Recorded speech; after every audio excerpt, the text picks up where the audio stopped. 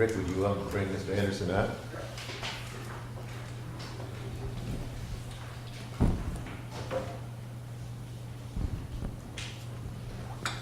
Well, I'd like to read this resolution to you. William L. Anderson for his service to Woodbury County, whereas William L. Anderson has capably served Woodbury County as an employee of Woodbury County Conservation Department for 37 years, from February 1, 1977 to September 20th, 2014, and whereas the service given by William L. Anderson as a Woodbury County employee has been characterized by his dedication to the best interests of the citizens of Woodbury County. Now therefore be it resolved by the Board of Supervisors of Woodbury County, Iowa, that the undersigned members of the board thanks and commends William L. Anderson for his years of service for Woodbury County, and be it further resolved that it is the wishes of those signed below that the future holds only the best for the very deserving person, William L. Anderson. Be it resolved the second day of September 2014. So, thank you very much. You want to come up here and...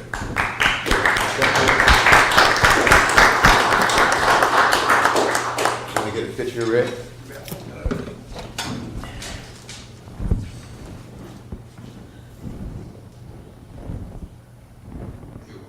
All right. Make sure it's right, huh? This will be familiar or not. All right. All right. Thank you. Thank you. Appreciate your service. Congratulations.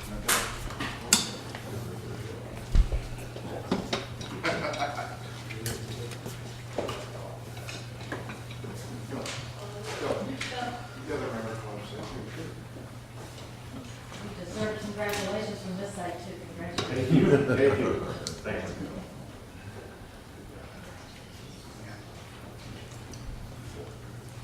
Excellent.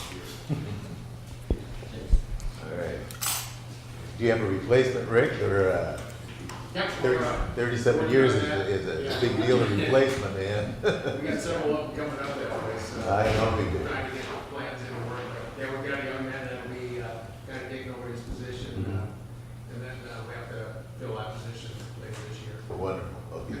Thank you, Rick. You're welcome. Item number 5 is approve 2 resolutions thanking and commending for years of service again. We have one for Danny McCoy and also Franklin Wiggin. Move on McCoy. Okay. Second. Discussion. Those in favor indicate by saying aye. Aye. Those opposed, same sign. Franklin Wiggin. Second. Discussion. Those in favor indicate by saying aye. Aye. Those opposed, same sign. Okay, thank you. Item number 6, we have the receive an appointment for the city of Bronson, Iowa. Brad Baldwin needs to be appointed. Move it. Second. Discussion. Those in favor indicate by saying aye. Aye. Those opposed, same sign. Okay. We have item number 7, resolution of tax abatements for Faith Christ Reformed Church. Is anyone here to speak to that issue? Please give your name. My name is Verlin DeWitt, and I represent Faith Christian Reformed Church in Sioux Center. For more than 8 years, the property in question has been used exclusively for charitable purposes for an Asian church, but it was privately held by 2 individuals who paid the real estate tax and gave free use to the church of the building. And the deed was transferred to my church from Sioux Center on June 10, 2013, which was 20 days before the July 1, 2013 date on which taxes are being assessed. And we're simply asking that tax exempt status be granted to this property retroactive to our possession date, rather than delaying it to January 2014 as its situation now stands. Okay. What's the pleasure of the board? Any questions? Can we do that? Can we back up on that? It's up to you guys, you can debate that, and associates. just for the church? Oh, it has been for 8 years. No, that, Okay, is there a second? Second. Okay, any further discussion? Those in favor indicate by saying aye. Aye. Opposed, same sign. Thank you. Thank you.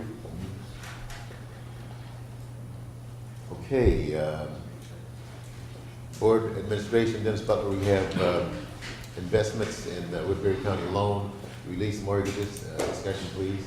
Okay, David is out of town on business today, so he had me come before you. There's 2 items. One's the release mortgage discussion action would be authorizing George to sign that. What this loan is, we made a loan about a year and a half ago to Gary Wilson Horning.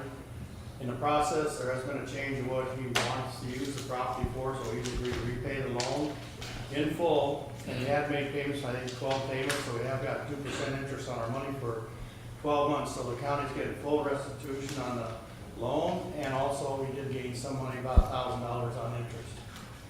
And with this, they'll close the loan out, and he's free to do what he wants with the property. Move it. Second. Okay, discussion? Those in favor of the motion indicate by saying aye. Aye. Those opposed, same sign. Okay, item number B is That's just authorizing the county to file the with the UCC. Secretary of State, yeah. Yep, to the Secretary of State. Second? Second. Okay, those in favor of the motion indicate by saying aye. Aye. Those opposed, same sign. I do have a check here to be deposited with the county treasurer after the meeting, so we'll be paid in full. Hornick was reimbursed her $5,000. Very good. So everybody's clean on this. All right, everybody's whole. Okay. Item number 9, juvenile detention, Mark Olson.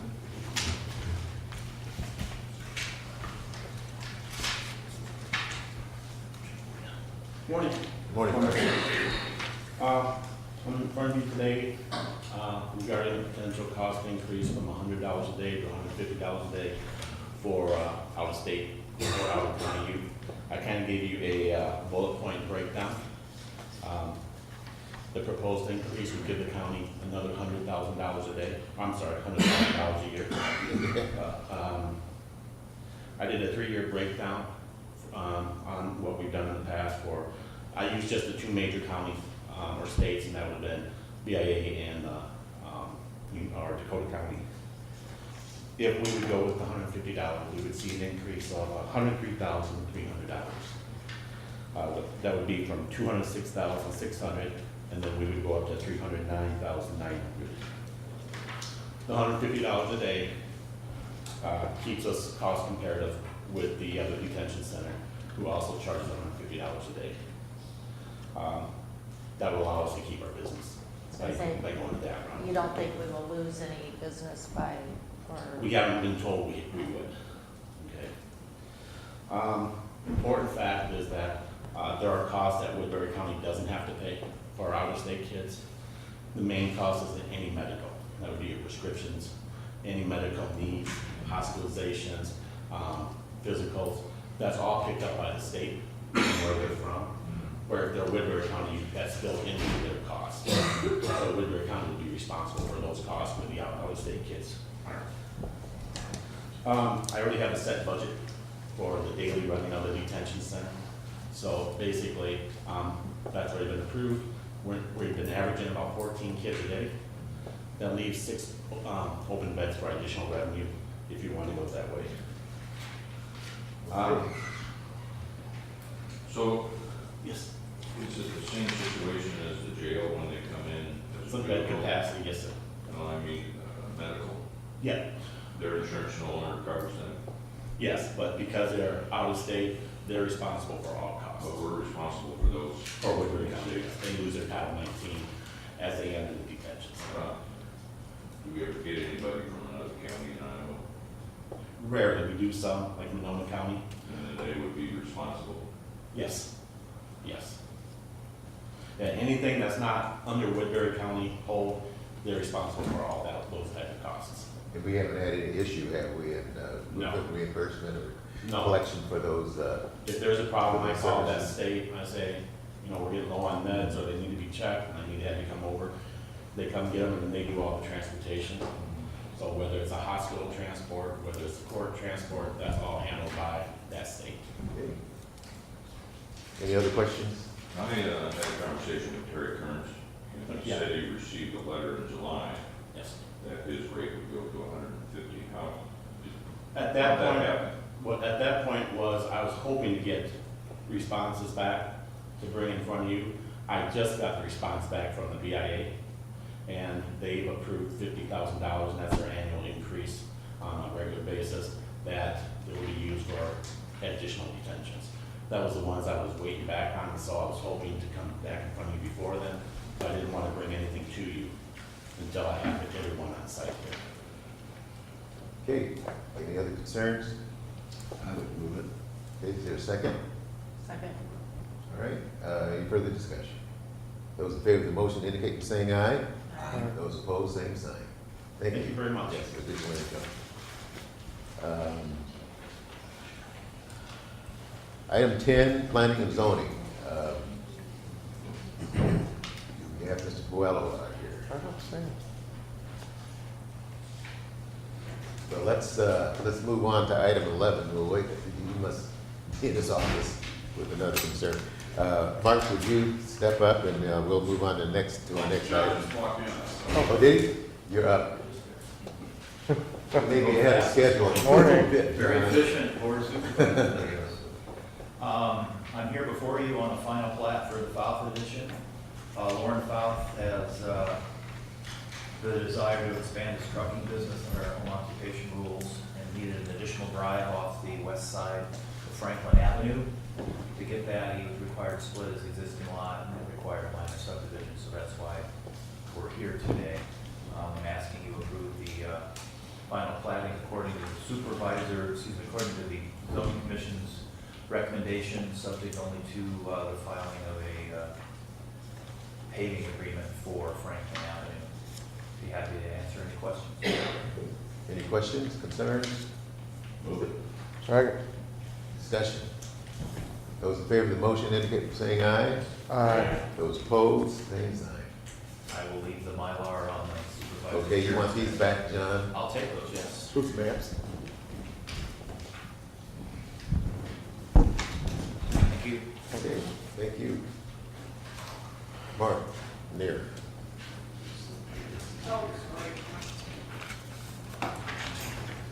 Morning. Morning. First item we have is for a quote that was missed in the file last week for a hydraulic excavator. This quotation, I think you have the other bid tabs already submitted. This is from Mid-Country Machinery of Sergeant Bluff. It was in on time?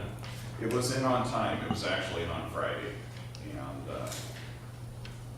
without going into great detail, it just was put in a different file and not presented last week. So that's why there's no award recommendation at this point. The total price bid for the machine, $291,500. Less trade for unit 99, $25,000. Net price with trade, $266,500. You need motion to receive that bid for your deliberation? Yes. Motion. Okay. Second. Discussion? Those in favor indicate by saying aye. Aye. Those opposed, same sign. With the presentation of that bid, they are high. We're reviewing the bids for Volvo out of Sioux Falls and John Deere out of Sioux City. We've already examined the John Deere machine and have demonstrated it. We're trying to set up a similar demonstration on a Volvo 180. Bid price is low with Volvo. When we equip with a tree shear, it gets to where it's pretty close to the other. What we're not sure of with the tree shear is we have one we currently operate on a Gradle. We need to find out if that machine or if that shear can be adapted to a new machine. They're very different style of hydraulic head as we've discussed in the past, and that's one of the questions that we need to answer. So when will you return with that? It'll probably be Couple the weeks. second week of October. Okay. I believe I'm vacation tomorrow, and we'll be back the 29th. Okay. We'll be trying to get a field trip set up to take a look at that excavator. Okay. Next item we have is a permit for utilities for Shaw Telephone. Move it. Discussion? Those in favor indicate by saying aye. Aye. Those opposed, same sign. Item C, Item C is approval of plans for grading project to replace Bridge P6. We have had to make adjustments in this plan. Our initial plan had been to grade out Grundy Avenue. 240th. Oh, I'm sorry, I skipped one. Yep. Okay, the first one is 240th Street Extension. This includes the improvement of Andrew Avenue. Plans are completed on that project. We have not established the letting date yet. We're in the middle of right-of-way negotiations. We want the plans approved and ready to go, so as soon as we get that last right-of-way contract, that we can go out for bid. Right now, the instructions that are given Ben in my absence are, if we get all the right-of-way by next Friday, we'll set the letting date for October 7th. If it's the Friday after that, we'll set it for October 14th. So we're just asking for some flexibility in the letting date. The project is not overly complex. It's a relatively small grading project. It's still a substantial amount of money because we aren't moving earth. But we'll be placing a tensar grid on the top of the subgrade, and then a stone base, gravel surface on top of the stone base. We're probably not going to have time to seal coat it this year, but look at doing that work for next summer. We move this project just as fast as is humanly possible. We're hoping that with normal fall weather, we'll be able to have it complete and open to traffic and available as a plant route in there for next year and be available spring term. We're also looking at improving Allison south of 240th with our own staff. We'll be starting work on the east side of Allison in the next 2 weeks. But I recommend approval of plans for 240th Street. okay, is there a motion? Move it. Second. Discussion? Those in favor indicate by saying aye. Aye. There, did you have a? I'm just wondering about the right of way.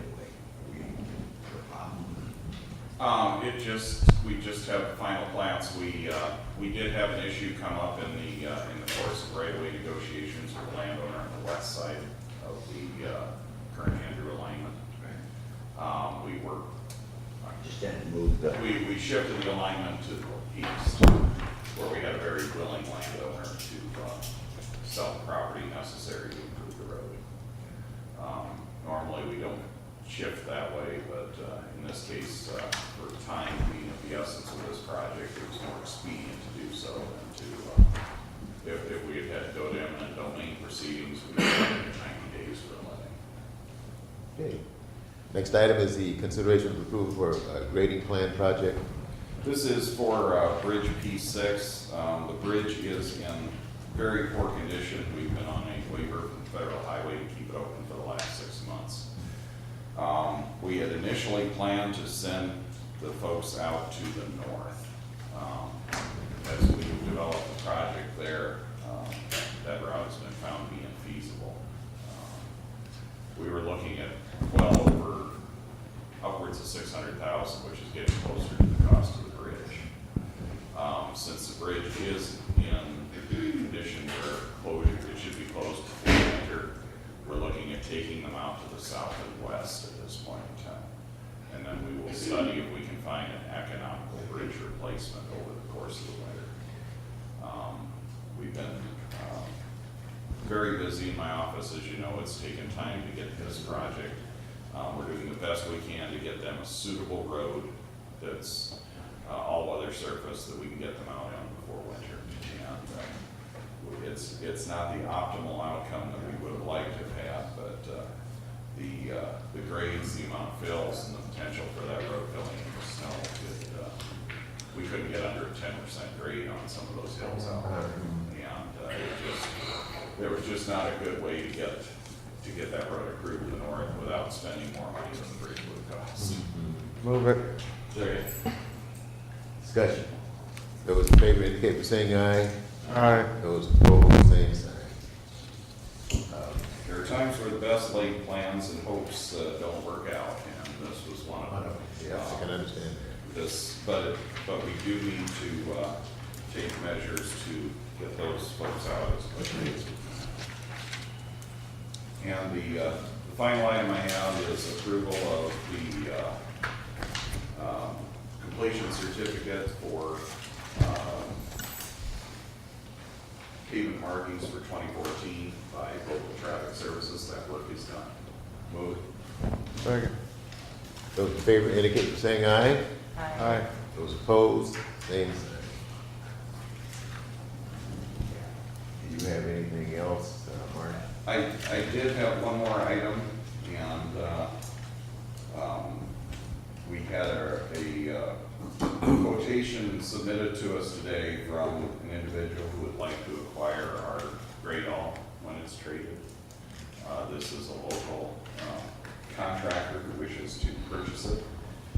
He submitted a signed bid for $23,500 for the machine and $1,500 for the tree shear on the front of it. That would be included for a total bid of $25,000. That would affect. That's better than we got in trade for it. I haven't had a chance to consult with Josh because this just came in this morning as to whether we can accept that quotation. Is that acceptable, Josh? We'll have to look at that issue. Okay. Yeah, I don't know if we would have to go to auction if we chose other than the trade-in route, and this is the question I didn't have an answer for yet. Okay, we'll get an answer. But the bid was submitted by Steve King of Lawton, Iowa. Okay. And he's very much interested in the purchase of the machine. All right. Josh, we'll get back to an answer. We received a letter, Mark, from CF requesting a lower speed limit out there. Are you gonna bring that back? I have reviewed that letter and request, and we can discuss it if you would like, and I can get a consensus of how the board feels about it. The request for 35 miles an hour on Allison and 235th was submitted by CF. They had felt they had somewhat of a consensus at the last neighborhood meeting out there. I'm not fully, I don't feel it's necessary to restrict traffic to 35 miles an hour the full length of 235th Street. We have almost a mile and a half before we get to the first residence on that street. My proposal would be that we only from Andrew to Allison restrict that at 35 miles an hour there. The speed data that we got from our trailer indicates that our normal engineering standard for a speed limit is that the 85th percentile speed is at that recommended speed limit. Based on the data we got from the trailer, we're in that ballpark.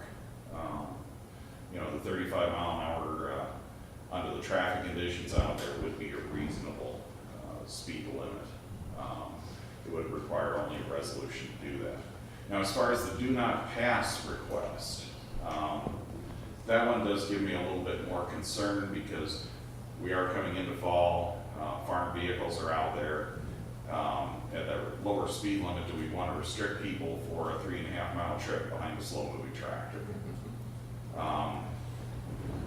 I understand the safety concern, but sight distance is very good out there. I think do not pass is overkill. We've had just 2 accidents in the area. Both were speed related. One was an impaired driver. Considering we're looking at a road that's upwards of 1,000 vehicles a day, that is not a horrible track record. We're not seeing the issue of the do not pass, so it's at this point in time my recommendation not to go with that. That would also require a resolution of the board to make those signs enforceable. I like your idea of keeping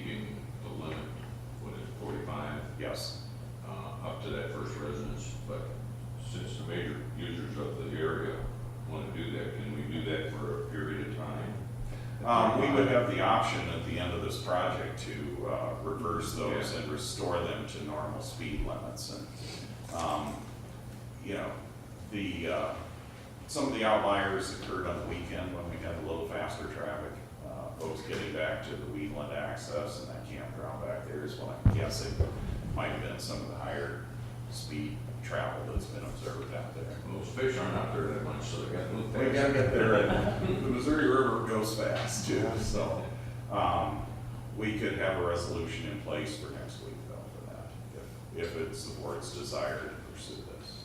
Well, I think it's a recommendation coming from, you know, the folks out there with CF Industries. And it would be nice to get a recommendation back from you once you've done, as you have, your analysis of that area and have it black and white for us, and we can decide on it then. Until this latest meeting, there was no consensus among the residents of requesting a lower speed limit. Because in all likelihood, they're the ones who would have the least restrictive traffic flow on weekends when they're getting to and from town and out and about with recreation. I mean, the speed limits frequently catch the folks that live there, not those that visit. That's right, absolutely. You know, speed's very much controlled by itself when the traffic is heavy. They just can't get moving that quickly. But- Well, come back with a recommendation. All right, Thank you. we can have that ready for either next week or, see, next week would be the 25th. So I Okay. could possibly have the resolution ready before I leave. Well, maybe in the next week, because we're gonna have two board members that are gonna be gone. Okay, then we Like have a full we can- board? I'll be back the 29th, so. All right, excellent. All right, Thank you, Mark. thank you. Item number 12, discussion agreement with the U.S. Attorney's Office regarding special assistance. Mr. Jennings. Hello again. You know who I am. I'm going to let this gentleman introduce himself. He is with the U.S. Attorney's Office, and we're here just to give you a little bit of background on what I've already previously talked to you about with the special assistant Okay. to help these guys out with drug cases. Name, sir? Tim Duax from the U.S. Attorney's Office for the Northern District of Iowa. I manage the branch office here in Sioux City. And essentially what we're asking to do is to partner with you to allow us to have another drug prosecutor in this area. The prosecutor will be totally funded by the federal grant to the Midwest HIDA, Special Assistant United States Attorney project. And so all the costs associated with this prosecutor will be paid by the federal government. That's done on a reimbursement basis, on a monthly basis. But all the costs, including cost of benefits, cost of salary, whatever costs are associated with that individual, we bear those costs. The attorney, the initial advertisement for the position would need to be done at the county level, but I can talk with Mr. Jennings, we can provide him with language for that solicitation, but the cost of that are reimbursed by the federal grant. Once the individual is hired, this agreement would require the signature of the head of the Board of Supervisors, Mr. Jennings, and the United States Attorney Kevin Tekoff. I'm here on his behalf. And once the individual is hired, we have them officed at our location, which is in the Ho-Chunk building. We would provide secretarial support, all their supplies, everything. When it came to any kind of continuing legal education, this individual is responsible to maintain, to keep their bar license. We would pay for that as well. And that individual would be assigned to work with the local Tri-State Drug Task Force. Essentially what they're going to be tasked to do is to prosecute methamphetamine trafficking cases in this area. And so I think it's a great opportunity for us to get that prosecutorial resource here at no cost to the county. And we've got Midwest HIDA encompasses Missouri, Nebraska, Kansas, Iowa, both the Dakotas, and there are special assistant United States attorneys in offices in all of those states. We have one, I think we've provided a sample agreement we have with Lynn County and Cedar Rapids. And I guess if you wonder if a program's working, the test is anybody looking to back out of it, and nobody is. And so we've had an agreement with Lynn County for a long time, and they're very happy with it. I think the other counties in which there are these types of agreements have been happy with them. That said, this is only a 2-year agreement. It expires at its own accord after 2 years. If you're not happy with it for any reason, then it's done at the end of 2 years. However, I'm hoping it will be happy, and this is an agreement that we can extend extend on, because we think that there is, unfortunately, a pretty good deal of meth trafficking that goes on here. And along with it comes violence, and along with it comes a lot of people whose lives are ruined. And we see them in the Jackson Recovery Center, and we see the violence on our streets. The Dean case was a case in large part, the recent federal prosecution was about methamphetamine trafficking, where these individuals were going out and committing armed robberies of methamphetamine dealers. And when that violence spilled out onto the street, it ended up with Officer McCormick getting shot in the head. And so we think this is a worthwhile project to address a problem that we have here that we want to take a shot at. And since, like I said, it's all federally funded, the grant money's there, it's been approved, we're really hopeful we can partner up. So this person could operate in Nebraska and South Dakota? No, this particular prosecutor here is only going to be cross-designated to work in Iowa. Only cross-designation will be here. Now, will they work with drug task force agents from South Dakota, from Nebraska, as part of the Tri-State Drug Task Force? Absolutely. But the cases will be prosecuted here in the Northern District of Iowa, and this individual will be cross-designated to handle, if necessary, a case that would be prosecuted here in the state of Iowa. That doesn't happen very often, but it can happen. And there are times where a case may not, for some reason, be able to be brought federally, but could be brought here in Woodbury County, obviously, with the approval of Mr. Jennings and his staff. But if that were to occur, then this IDA, Special Assistant United States Attorney, would be cross-designated to handle that prosecution if that's something that Mr. Jennings would want to have happen. So, Well, skeptical of too good to be true. What's the downside of this? Downside is that we only have this person for 2 years. Like Mr. Duak said, this is an ongoing need. We would like for it not to be a need, but the reality is that it is a need. We don't see any end in the future. We're just trying to do our part to decrease the trafficking as well as the violence that comes along with it. I think this is a great collaborative effort between our office and your office, sir. And I think that we should really go into it and support it. So. There's a few things that I still need to work out with HR as far as the logistics of getting the advertisement out. When we can do that, work with the U.S. Attorney's Office. I know he has a schedule as well as when we need to have this done. I don't know if that means just have it started or actually have the person hired, but there's a few details that we need to work out. So we'll bring it back to the board. The board will still need to approve the authorization to hire. Like I said, it's technically a Woodbury County employee. We'll get that done at least prior to the end of the month so that we can at least get this ball rolling. This is a good situation as far as I'm concerned. total agreement. Thank you very much. Make a motion to accept the agreement. The second. Well, we don't have the agreement yet. Oh. We don't have the agreement. Oh, What you we'll don't- need to do is once Just we hire discussion. that person, all the Okay, parties all will right. need to sign it as well as that employee, and then we will do Well, in that. essence, this Sorry. is just to say, go ahead with the What you will process. need to do is, once we bring the authorization to hire, that's what the board will actually. Okay. Okay. So what you need is consensus to move forward. Not yet. I'll bring it to you. To move forward. To move forward, yes, correct. That's what we need today. Move forward. All right, good. We have that consensus. You're welcome. Thank you. Appreciate the opportunity. You bet. Thank you, PJ. All right, hearing of any individual wishing to make a presentation on an item not on the agenda. Mark? Quick one to share with the board. A couple weeks ago, we talked about presenting the monitoring well levels that we observed out at our Peters pit. Just take this on large format, it's easier to read that way. This shows comparison from when we started monitoring last year in August, when we had concerns expressed about our operations out there. You can see at that point in time, elevation of water in the pit and at Little Sioux Park. We ran pretty close together, 11/13/53. When we had operations going, you can see we were pumping on the 3rd of October 2013. We had drawn down water about 4 feet during that time when we were in production. And that was the minimum that was observed last year, was at 1109.63. Little Sioux Park in that period was 1/1400ths of a foot difference. So you can see that the pumping at that time of the quarry operation had pretty much no effect. You know, it's very hard to make a conclusion on that. When you see elevations of the wetlands and gun range, that's when we were pumping into that gun range, so that would be the elevation of water in those pit areas out there. Now, when you look at this, we were running fairly consistent all the way through November. November is when we installed monitoring wells. One of those wells is near the driveway to the gun range and the driveway for the county pit. You can see that was the static water level. This is beneath the surface is at 11.85 feet.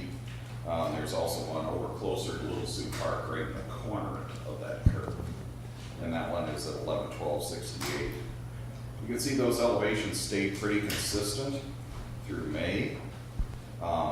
We hit June, and if you remember, we had the Father's Day rain event where we had 10 to 17 inches in that 48-hour period. And we went from 11.1293 at the county gravel pit, and at 11.1298 at Little Sioux Park. We were at 11.1281 and 11.1265 respectively for monitoring wells. Within 16 days of that, we were at 11.1745, so we had hit an all-time high for groundwater elevations. 11.1717 at Little Sioux Park, 11.1849 and 11.1920 in the monitoring wells. Now we start operations again. Pumping started around the 27th of August. I think it was actually a couple days ahead of that, but we didn't have somebody able to go out there. You can see the county pit was lowered by 6 feet from that record high. Little Sioux Park remained high yet. It was virtually unchanged from the June rain event. And the monitoring wells still were at that 11.1770, 11.1836 elevation. We had filled those wetland ponds a couple weeks ago. We had to switch to discharging to the creek because we were flooding the shooting range. There was water in the shooting range coming through the culvert between 50 and 100 yard target areas. And much of that area was flooded, so we had switched over. But you can see at the pit, as of September 4th, well, September 9th might be the better low, we had drawn down to 11.09. Little Sioux Park was still relatively unaffected, 11.1829. Wetlands in the gun range at that point in time was 11.2003. Monitoring wells had shown a 2-foot drop for the one right outside of our gate, and then 11.1924 one over by Little Sioux Park. So again, it really doesn't appear as though our pumping is affecting water in that direction. Yesterday's reading, we're now as low as that pit has been at 11.0555. Little Sioux Park still over 11.18, so it's still seeing the level that we observed beginning after the Father's Day rain event. So what does that mean that the ground surface, groundwater underneath is keeping those levels up like that, Mark? Well, how do you I analyze think it is, the amount of groundwater there. Water tables are high all over the county. Little Sioux River is down right now, so it would appear as though groundwater is higher than what Little Sioux River, and the water levels there are So affected. Little Sioux River is down? Little Sioux River isn't running anywhere near bank full at this point. Okay. It's running heavier than it was last year. And I think that's also reflected in the groundwater levels. Okay. But the premise here is that we are lowering groundwater, affecting the locations. We're not lowering the groundwater. That's the affecting- premise. That's the premise that's been exhibited to, or expressed to us is that when we're operating there, we are causing a problem. But we're It's not. This Our data this is- information indicates that we're not. at this point in time. Yeah. Okay. We are switching the water back to the gun range. As you can see, if you look at the wetlands gun range, we're down 4 feet from where it was at its peak.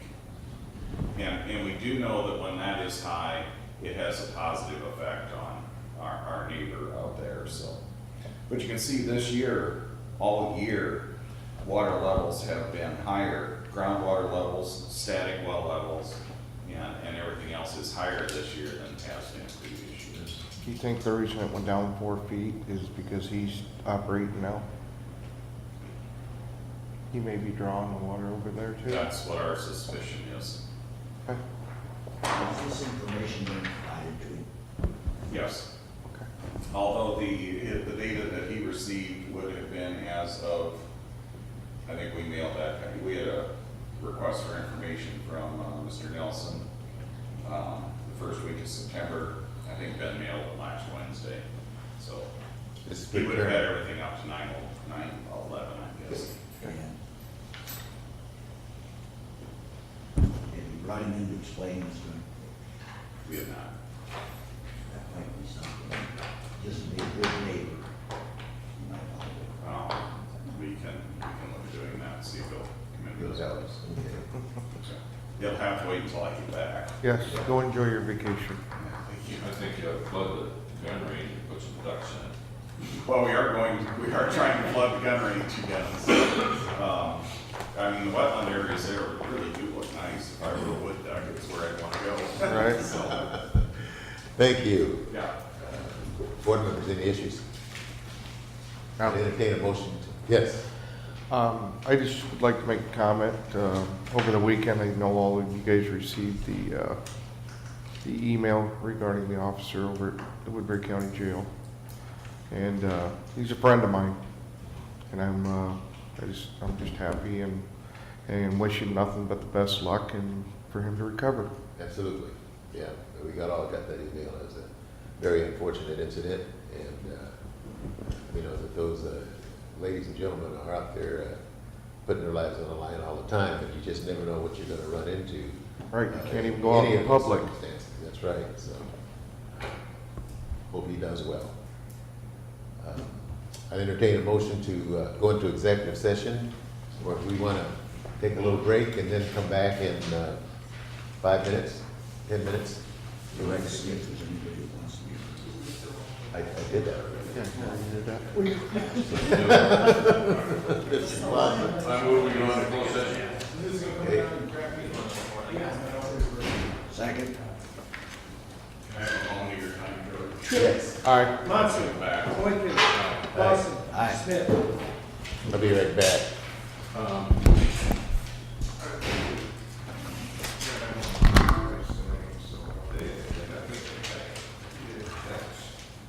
You know, did anybody take a look at the jail population? Yeah, I did. It's dropped by over 10%. And we don't have any better burglars.